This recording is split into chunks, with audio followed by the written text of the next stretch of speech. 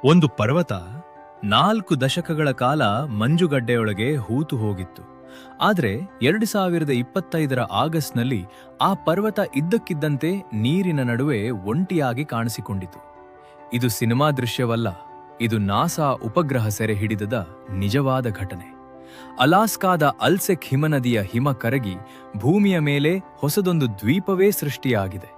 ಇದು ಜಾಗತಿಕ ತಾಪಮಾನದ ಎಂಥ ಭೀಕರ ಸಾಕ್ಷಿ ಎಂದು ಈ ವಿಡಿಯೋದಲ್ಲಿ ಸಂಪೂರ್ಣವಾಗಿ ತಿಳಿದುಕೊಳ್ಳೋಣ. ಮಿಸ್ಟರ್ ಅಗ್ರಿ ಟೆಕ್ ಚಾನೆಲ್ಗೆ ನಿಮಗೆಲ್ಲ ಸ್ವಾಗತ.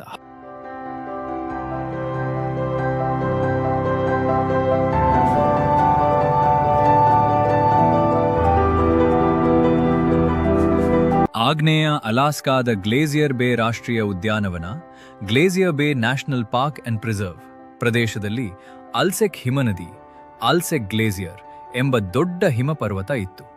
ಈ ಹಿಮನದಿಯ ಒಳಗೆ ಪ್ರೌನಾಬ್ ಎಂಬ ಸಣ್ಣ ಪರ್ವತ ಸಂಪೂರ್ಣವಾಗಿ ಸುತ್ತುವಡಿದಿತ್ತು.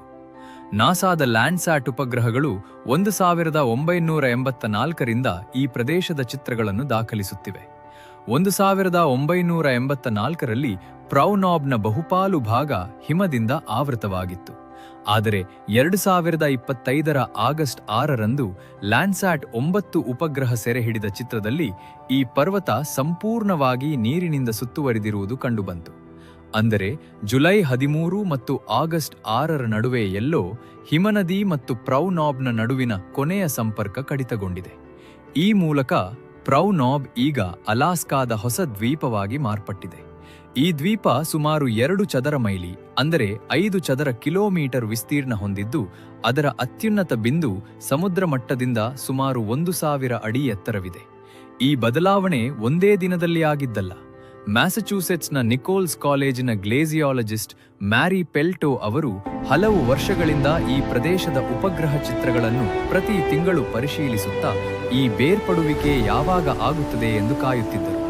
1984ರಿಂದ ಇಲ್ಲಿಯವರೆಗೆ ಅಲ್ಸೆಕ್ ಹಿಮನದಿಯ ಎರಡೂ ತೋಳುಗಳು 3 ಮೈಲಿಗಿಂತ ಹೆಚ್ಚು ಅಂದರೆ 5 ಕಿಲೋಮೀಟರ್ಗಿಂತಲೂ ಹೆಚ್ಚು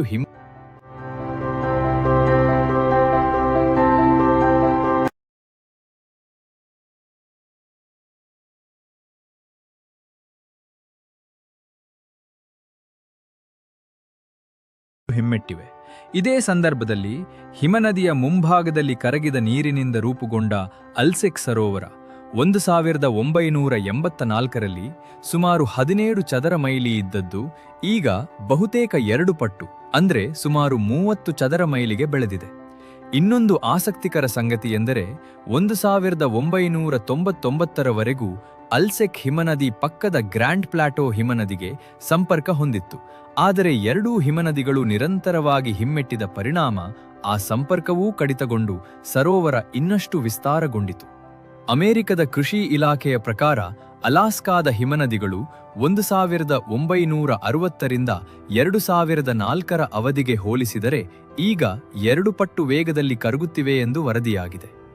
ಗ್ಲೇಸಿಯರ್ ಬೇ ರಾಷ್ಟ್ರೀಯ ಉದ್ಯಾನವನದಲ್ಲಿ 1000ಕ್ಕೂ ಹೆಚ್ಚು ಹಿಮನದಿಗಳಿದ್ದರೂ ಇಷ್ಟು ದೊಡ್ಡ ಗಾತ್ರದ ಹೊಸ ದ್ವೀಪ ಬಯಲಾಗಿರುವುದು ಅಪರೂಪದ ಘಟನೆ ಎಂದು ವಿಜ್ಞಾನಿಗಳು ಹೇಳುತ್ತಾರೆ.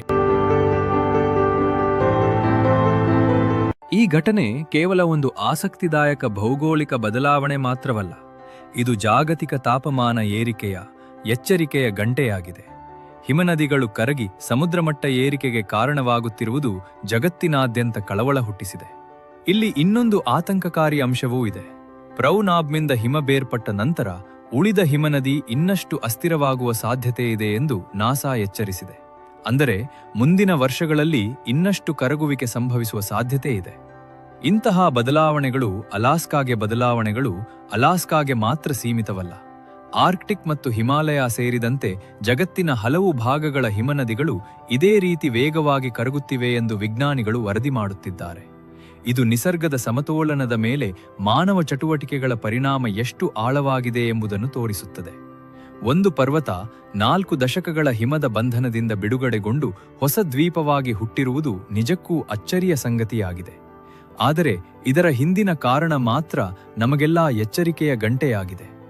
ಜಾಗತಿಕ ತಾಪಮಾನ ಈ ರೀತಿ ಮುಂದುವರೆದರೆ ಇಂತಹ ಬದಲಾವಣೆಗಳು ಇನ್ನಷ್ಟು ಸಾಮಾನ್ಯವಾಗಬಹುದು. ನಿಮಗೆ ಈ ಸುದ್ದಿ ಬಗ್ಗೆ ಏನನಿಸುತ್ತದೆ? ಕಾಮೆಂಟ್ನಲ್ಲಿ ತಿಳಿಸಿ. ಇಂತಹ ವಿಜ್ಞಾನ ಮತ್ತು ಪ್ರಚಲಿತ ವಿದ್ಯಮಾನಗಳ ಬಗ್ಗೆ ಇನ್ನಷ್ಟು ಮಾಹಿತಿಪೂರ್ಣ ವಿಡಿಯೋಗಳಿಗಾಗಿ ಮಿಸ್ಟರ್ ಅಗ್ರಿಟೆಕ್ ಚಾನೆಲ್ ಅನ್ನು ಸಬ್ಸ್ಕ್ರೈಬ್ ಮಾಡಿ, ಲೈಕ್ ಮಾಡಿ, ಶೇರ್ ಮಾಡಿ ಮತ್ತು ಬೆಲ್ ಐಕಾನ್ ಒತ್ತಿ. ನಮ್ಮ ಮುಂದಿನ ವಿಡಿಯೋದಲ್ಲಿ ಮತ್ತೆ ಸಿಗೋಣ. ಧನ್ಯವಾದಗಳು.